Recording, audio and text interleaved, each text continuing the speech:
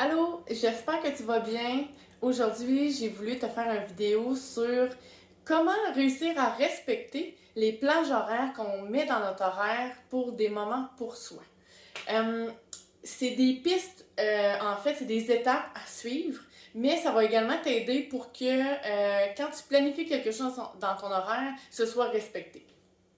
La première chose, c'est, si exemple on prend justement pour se prioriser, c'est comment est-ce que tu te priorises toi? Est-ce que c'est du moment que tu prends pour lire un livre? Est-ce que c'est un moment que tu prends pour aller marcher? Est-ce que c'est un moment que tu prends pour t'entraîner? Donc, la première étape, c'est vraiment de venir définir c'est quoi pour toi, prendre du temps pour toi parce que c'est différent pour chacun. Il y en a pour qui, justement, lire, exemple, tu sais, s'asseoir, lire 20 minutes, un livre qui les passionne, un sujet qui les passionne, en fait, ben pour eux, ça vaut tout l'or du monde, puis c'est des moments de qualité avec eux-mêmes. Tandis que pour d'autres, ça peut être justement d'aller prendre une marche pendant 1 heure à l'extérieur. Donc, vraiment, c'est venir définir, toi, qu'est-ce qui fait que des moments que tu prends pour toi viennent te booster.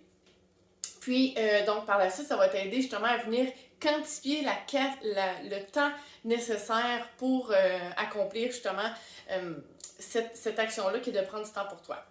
Deuxième chose par la suite qu'il faut faire, c'est de venir faire son horaire type. C'est quoi un horaire type? Ça prend en considération l'heure que tu te couches, ta routine matinale. La routine matinale, là, ça peut être justement une routine matinale que tu fais à tous les jours en lien, mettons, avec la méditation, lecture, quoi que ce soit, mais ça peut être aussi la routine matinale qui est de la préparation. Déjeuner, t'habiller, te laver, tout t'organiser justement pour que partir ta journée du bon pied puis que tu n'oublies rien. Donc, vraiment d'intégrer justement ta routine. Par la suite, c'est aussi de venir mettre dans ton horaire type les engagements que tu as qui sont récurrents. Donc, si exemple, tu fais partie d'un CA, tu as des formations que tu assistes à toutes les semaines, ben, c'est d'aller les identifier, venir mettre justement les moments pour soi et à la fin, on prend conscience du temps qu'il reste de disponible pour le travail. Suite à ça, il y a des stratégies. Le temps qu'il te reste, le temps que tu disposes, ben, c'est d'aller voir, OK, est-ce que je peux déléguer certaines choses? Est-ce que je peux revoir certaines actions ou tâches que je fais pour créer une valeur ajoutée à ces tâches-là, qui va faire en sorte que ça va peut-être éliminer 2 tâches connexes, en fait. Donc, c'est ça. Fait que c'est plein de stratégies en arrière, mais faire l'horaire type est la deuxième étape pour arriver à respecter le temps qu'on s'engage envers nous-mêmes. Troisième étape, c'est si toi tu as ça, un Calendly, en fait, c'est une application justement pour envoyer tes clients quand ils veulent céduler une rencontre ou quoi que ce soit. Tu peux justement utiliser Calendly pour leur envoyer tes disponibilités, mais du moment que tu as fait ton horaire type, ça va te donner justement des disponibilités en fonction de ton respect de toi, de ton temps et du temps que tu mets dans ta business versus justement sur tes engagements familiaux, quoi que ce soit. Donc, il faut faire en sorte que le temps qui est sorti de disponible à la suite de l'horaire type, est-ce qu'il est cohérent avec les plages horaires que tu as mis comme disponibilité dans ton calendrier à ta clientèle?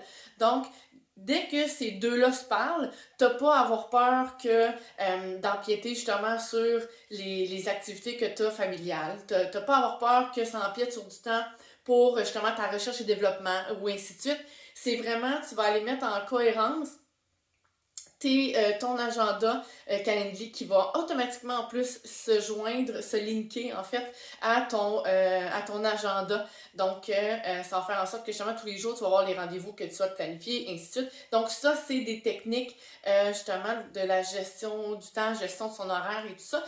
Fait que dès que tu fais ça, faire ces 3 étapes-là, qui est d'établir qu'est-ce qui est pour toi, de prendre du temps pour toi, donc faire l'établissement de ces critères-là.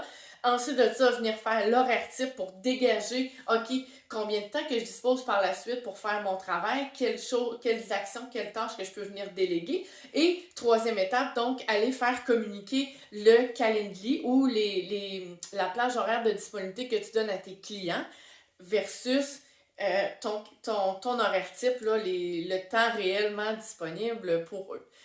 Voilà, donc ça c'était 3 étapes qui vont te permettre, si tu les appliques, de pouvoir respecter le temps que tu te cédules pour toi. Puis ça va changer la donne. Donc voilà. Puis étape super importante justement quand on fait l'horaire type, c'est la planification de l'horaire de travail se planifie vraiment à la toute fin.